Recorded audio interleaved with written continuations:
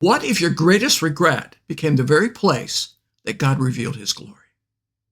God doesn't discard the broken times of our lives. He redeems them and uses them for his glory.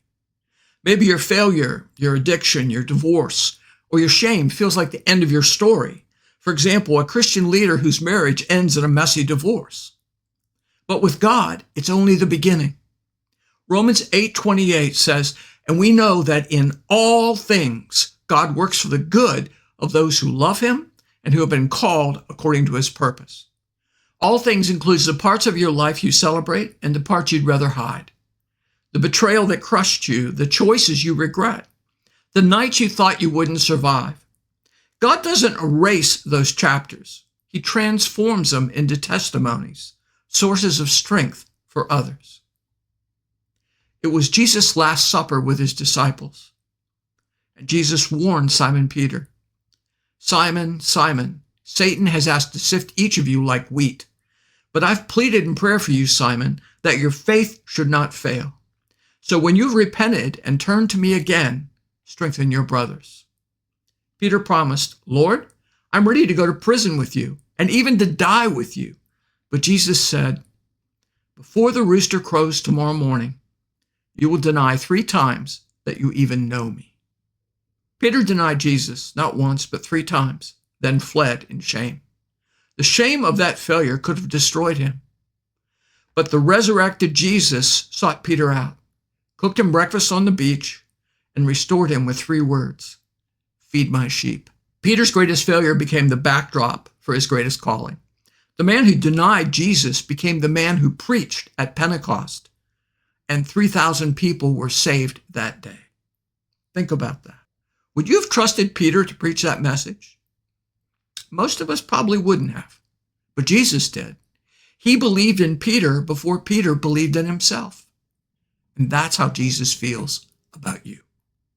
John Mark was a young believer from Jerusalem who joined Paul and Barnabas on their first missionary journey. But not long into the trip, when the team had reached Perga in Pamphylia, he left and went home. We don't know why. Maybe fear, homesickness, immaturity. But to Paul, it was desertion. Later, when Paul planned his second journey, Barnabas wanted to give Mark another chance, and Paul refused. They had a sharp disagreement, and they parted company. Barnabas took Mark and sailed for Cyprus, but Paul chose Silas. See Acts 15:37-40. It was a defining moment for John Mark. Paul saw Mark's past failure as disqualifying. Barnabas, whose name means son of encouragement, saw Mark's potential and refused to give up on him. Barnabas took John Mark under his wing, mentored and restored him. Through Barnabas's encouragement and God's grace, John Mark matured into a trusted servant of Christ.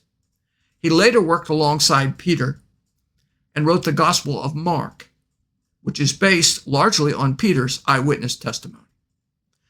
The man who once quit became the man used by God to record one of the most powerful accounts of Jesus ever written. Years later, Paul, the same man who had rejected him, wrote from prison, "Get Mark and bring him with you, because he's helpful to me in my ministry." 2 Timothy 4:11. John Mark's story reminds us that Jesus doesn't discard us when we fail, even failures in ministry. Isaiah 42:3 is a prophecy of what Jesus would do. A bruised reed he will not break, and a smoldering wick he will not snuff out. Jesus came to save us, then restore us. He knows we're going to fail, all of us, and he loves us anyway. He gives us grace, continuous forgiveness, and the power to be restored. Yes, grace means more than just unmerited favor. It means power to live godly lives. See 2 Corinthians 12:9 and 1 Corinthians 15:10.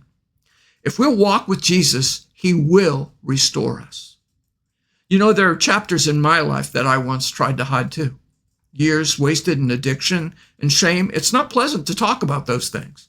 But God didn't bury those chapters. He redeemed them. Today, the very scars I once hid have become my testimony.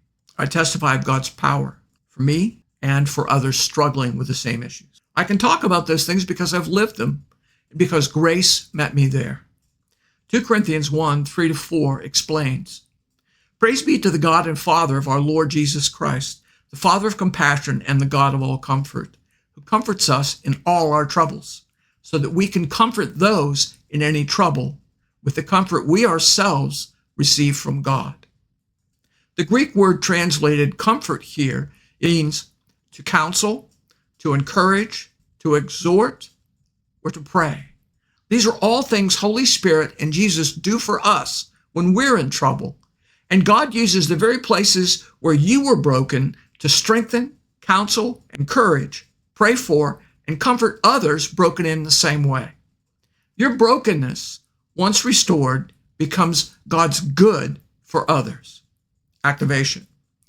Ask Jesus this question: what part of my past is still holding me back from the potential you placed in me? When you get an answer to that question, surrender it to Him in prayer. Ask Him to use it for the good of others, to redeem your failures and restore your brokenness so you can lift up others who are still trapped where you once were. God hadn't given up on you. God takes even the worst moments of our lives and uses them for good. He restores our brokenness and makes us instruments of healing for others. This is day 8 of our 12-day series, God Restores Your Wasted Years. Join us tomorrow for day 9. Until then, God bless.